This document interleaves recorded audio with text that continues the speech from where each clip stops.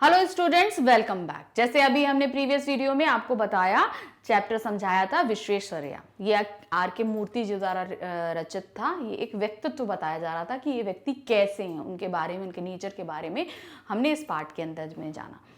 अब उसमें कुछ क्वेश्चंस पूछे गए हैं, कुछ पार्ट से रिलेटेड हैं, कुछ आपको करने हैं, कुछ व्याकरण से रिलेटेड है। तो चलिए उन क्वेश्चंस को हम सॉल्व करते हैं। तो पहला क्वेश्चन क्या पूछा जा रहा है, अपने घर के बरामदे में खड़े होकर 6 वर्षीय विश्वेश्वरैया ने क्या देखा। तो जब वो घर के बरामदे में खड़े थे तो क्या हो रहा था, आसमान में काले काले बादल छाए, बिजली चमकी, बारिश हुई और किस तरीके से पंक्ति में खड़े पेड़ धुल गए, धान के खेत देखे। फिर एक बूढ़ी औरत पुरानी देखी जिसने ताड़पत्र पहने हुए, ताड़पत्र का उसने छतरी ली हुई थी, फटी पुरानी। तो वो जितना भी उन्होंने सब देखा, वो सारी चीजें हमको इस प्रश्न के उत्तर में लिखनी है। तो कैसे लिखनी है ये देखते हैं। अपने घर के बरामदे में खड़े होकर 6 वर्षीय विश्वेश्वरैया ने देखा कि बारिश होने के कारण पेड़ धुल गए हैं, जिससे वे साफ और सुंदर दिखाई दे रहे हैं। पत्तियों टहनियों से पानी की बूंदें टप टप गिर रही हैं थी। खेत के हरे भरे धान लहलहा रहे थे। निकट की नाली का पानी उमड़ घुमड़ रहा था, उसमें भंवर भी उठ रहे थे। उसने एक जलप्रपात का रूप धारण कर लिया। उसमें इतनी शक्ति थी कि वह एक बहुत ही बड़े पत्थर को अपने साथ बहाकर ले आ रहा था। उसने हवा और सूर्य की असीम शक्ति को भी देखा। उसने थोड़ी दूर पर निर्भीकता से मूसलाधार बारिश में खड़े एक आकृति को देखा जो कि कमजोर और भूखी लग रही थी। उसके बच्चे स्कूल नहीं जाते थे। यह सब देखने के बाद प्रकृति और गरीबी के कारण जानने के बारे में उन्होंने बड़ी गंभीरता से प्रयास किया।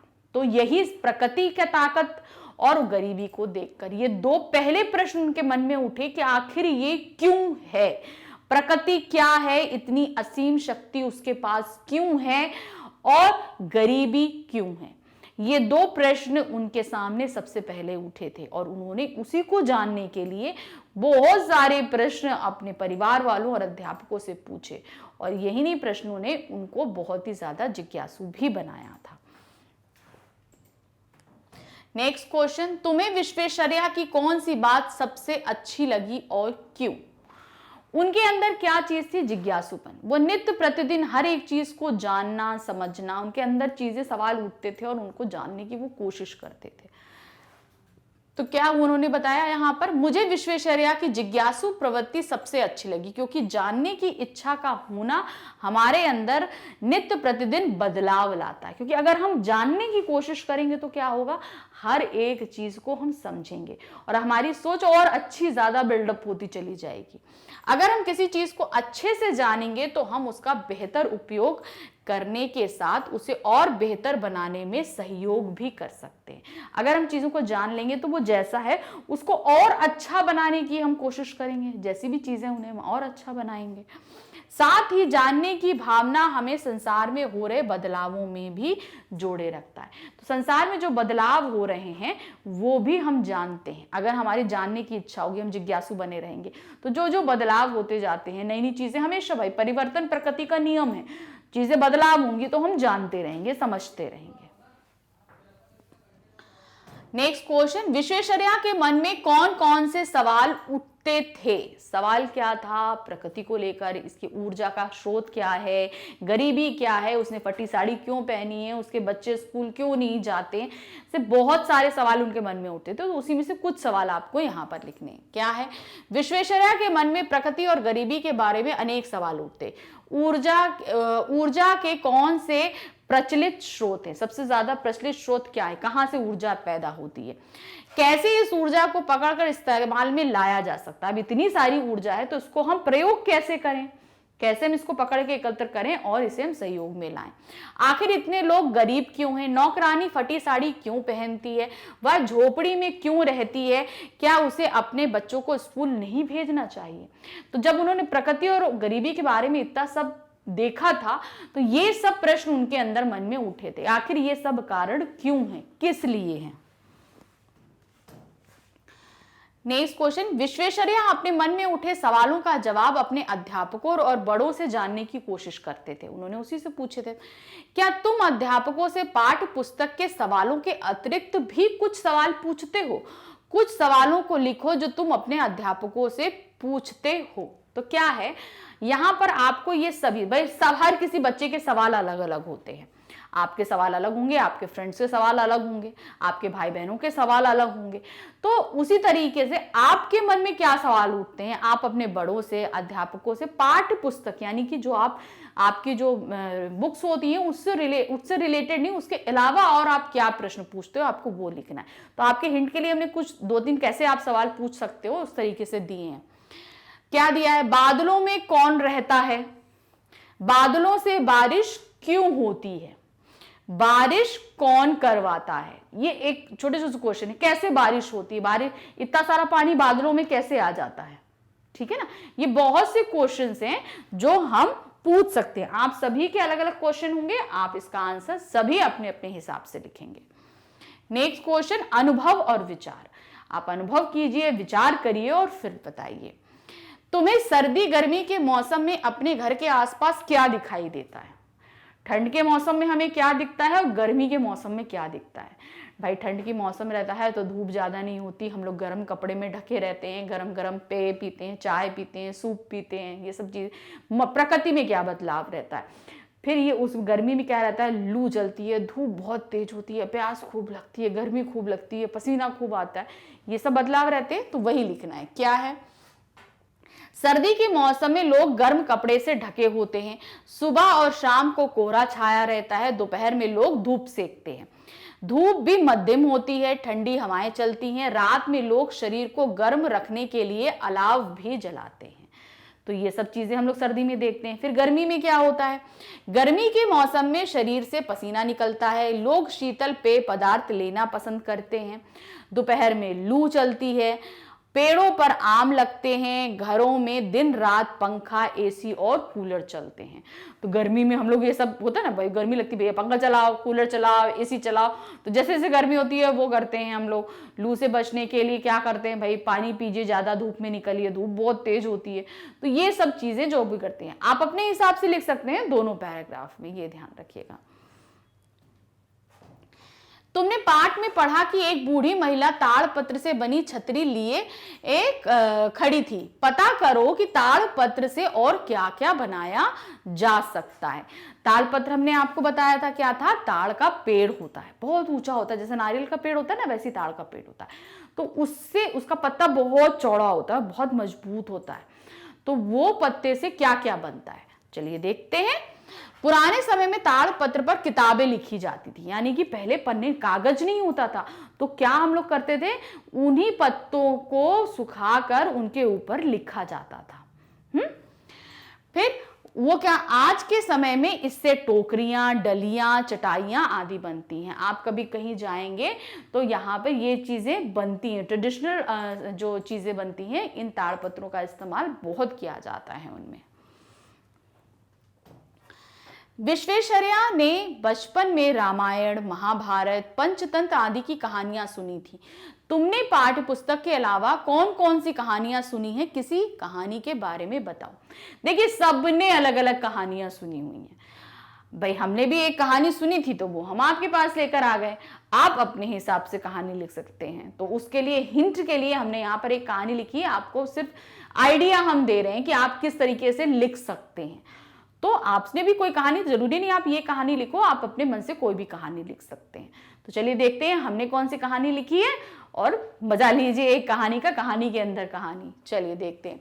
बहुत समय पहले बिजली और तूफान धरती पर मनुष्यों के बीच रहा करते थे। राजा ने उन्हें मनुष्यों की बस्ती से दूर रखा था। बिजली तूफान की बेटी थी।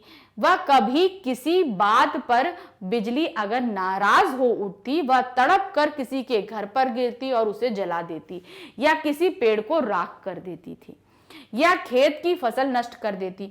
मनुष्य को भी वह अपनी आंख से जला देती थी। जब जब बिजली ऐसा करती, उसके पिता तूफान गरज गरज कर उसे रोकने की चेष्टा करते, किंतु बिजली बड़ी ढीठ थी, मतलब सुनती नहीं थी। वह पिता का कहना बिल्कुल नहीं मानती, यहां तक कि तूफान का लगातार गरजना मनुष्यों के लिए सिरदर्द हो उठा।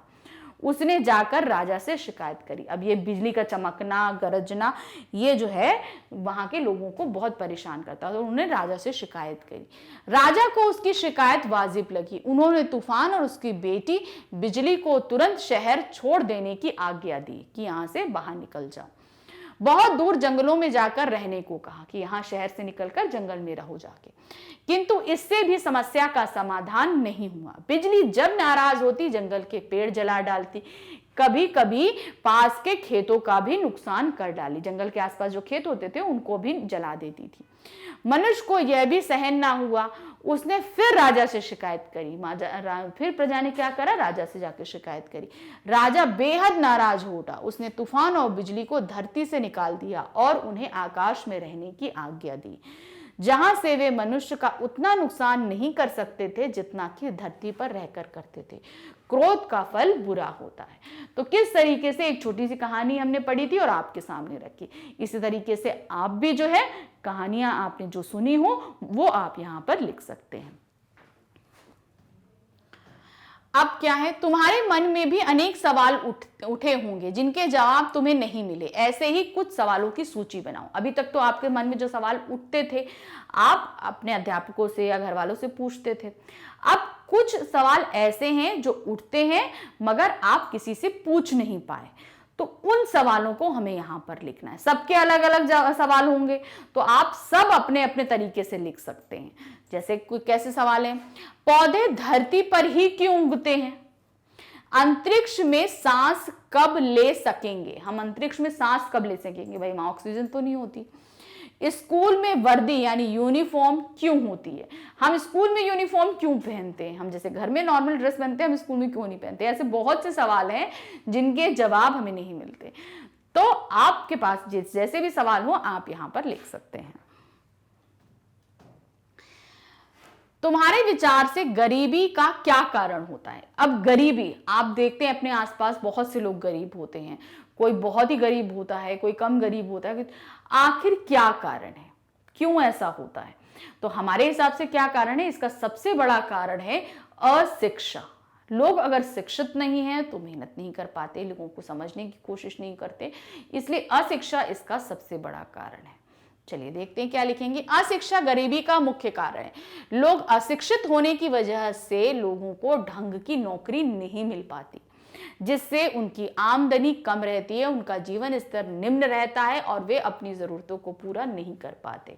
यानी कि पढ़ाई बहुत जरूरी है। जब पढ़ाई करते हैं अच्छी लेवल पे तो हमें नौकरी अच्छी मिलेगी, तभी हम अच्छा कमा सकते हैं और अपना जीवन का स्तर सुधार सकते हैं। अब हमारे सामने व्याकरण से रिलेटेड कुछ प्रश्न आए। व्याकरण मतलब आपको वाक्य बनाने, कुछ दिए गए हैं वर्ड्स, उनसे वाक्य बनाने। क्या दिया है?